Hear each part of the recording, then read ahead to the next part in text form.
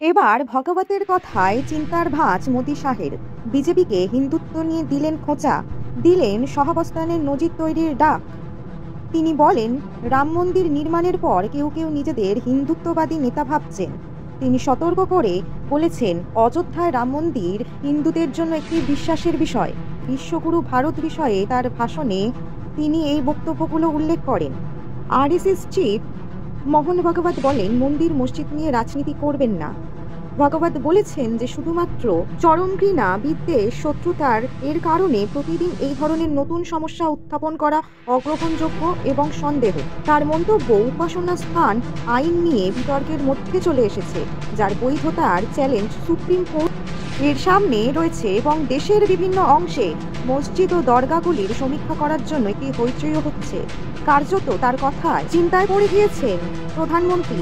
National president of all India Muslim Jamaat Maulana Shahabuddin Razvi Barelvi says the Hindu society should especially listen to Mohan Bhagwat's words. हिंदुओं के सबसे बड़े संगठन RSS के प्रमुख मोहन भागवत जी ने जो आज बात कही है, यही बात उन्होंने पहले भी कही। उन्होंने कहा कि हर मस्जिद के नीचे मंदिर की खोज न की जाए, मंदिर तलाश न किया जाए। और ये बात जो उन्होंने आज के पस मंज़र में कही है, तो ये बहुत अहमियत रखता है और बहुत बड़ी बात है। इसका हम स्वागत करते हैं, इस्तकबाल करते हैं। उन्होंने एक बात और भी कही कि हर शख्स जो नेता बनने के लिए हिंदुत्ववादी नज़रिया न पैदा करे। तो उन्होंने जो महसूस किया, जो आज के हालात हैं, इन हालात में मुसलमानों की तकलीफ़, दुख का एहसास करते हुए और जो चिंताएं हैं मुसलमानों की, उसका एहसास करते हुए उन्होंने इस तरह की बातें कह के और विराम लगाने की कोशिश की है। अब उनकी बातों को ख़ास तौर पर हिंदू समाज अहमियत के साथ में सुने। और मैं राखी सिंह जी को और हरिशंकर जी, विष्णु शंकर जी, जैन, इन लोगों से ख़ास तौर पर मैं कहूँगा कि ये लोग मोहन भागवत जी की बातों को सुने और उस पर अमल करें। उन्होंने जो बातें कही हैं वो देश की एकता, अखंडता के लिए कही हैं, देश की सालमियत के लिए कही हैं, समाज को जोड़ने की बातें कही हैं। जो हिंदू मुस्लिम भाईचारा है वो दरक न जाए, इस परिप्रेक्ष्य में उन्होंने बातें कही हैं। इसलिए उनकी बातों को सुना जाना चाहिए और उस पर अमल किया जाना चाहिए।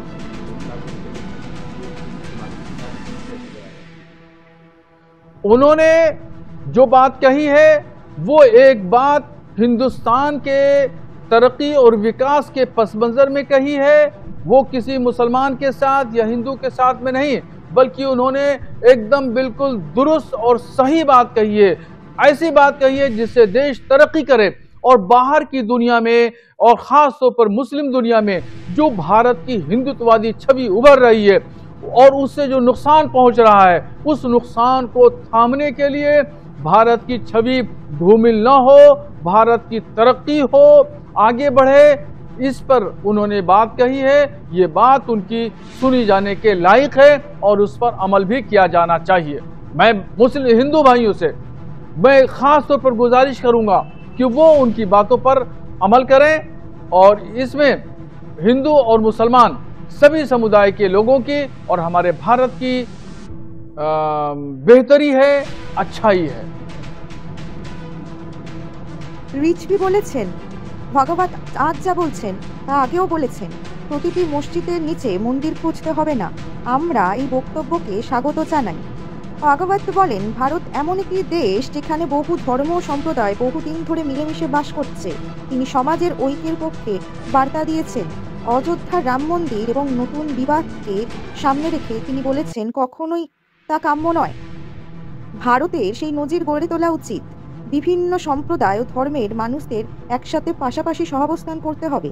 ভারতকে তার অতীতের সমস্ত ভুল থেকে শিক্ষা নিতে হবে, তবেই বিশ্ব মানচিত্রের রোল মডেল হয়ে উঠতে পারবে। আমাদের প্রমাণ করতে হবে নানা বৈচিত্র্য থাকা সত্ত্বেও কিভাবে একত্রে থাকা যায়। অতএব প্রাচীন সংস্কৃতিতে ফিরে যাওয়াই ভালো। এখানে সংখ্যাগুরু সংখ্যালঘু বলে কিছু নেই। তার এই ঐক্যের বার্তা বিজেপিকে যেভাবে চিন্তায় ফেলে দিয়েছে, আগামী দিনে বিজেপির সাথে আরএসএস এর অবস্থান ঠিক কতটা গুরুত্বপূর্ণ সেই বিষয়ে বিভিন্ন ধারণা সৃষ্টি করেছে। বাহ্যিক প্রভাব এবং ঐক্যের আহ্বান করে তিনি বলেছেন এই দেশে সবাই সমান। অতএব তার এই মন্তব্য জাতীয় রাজনীতিতে ভোট ব্যাংকে ঠিক কতখানি প্রভাব ফেলবে বা আদৌ প্রভাব ফেলবে কিনা সেটাই এখন দেখার। হবে কি বিজেপির সাথে দূরত্ব বাড়িয়ে চলতে চাইছে আরএসএস? মোহন ভগবতী বা কী ধরনের চিন্তাভাবনা নিচ্ছেন সেটাই দেখার।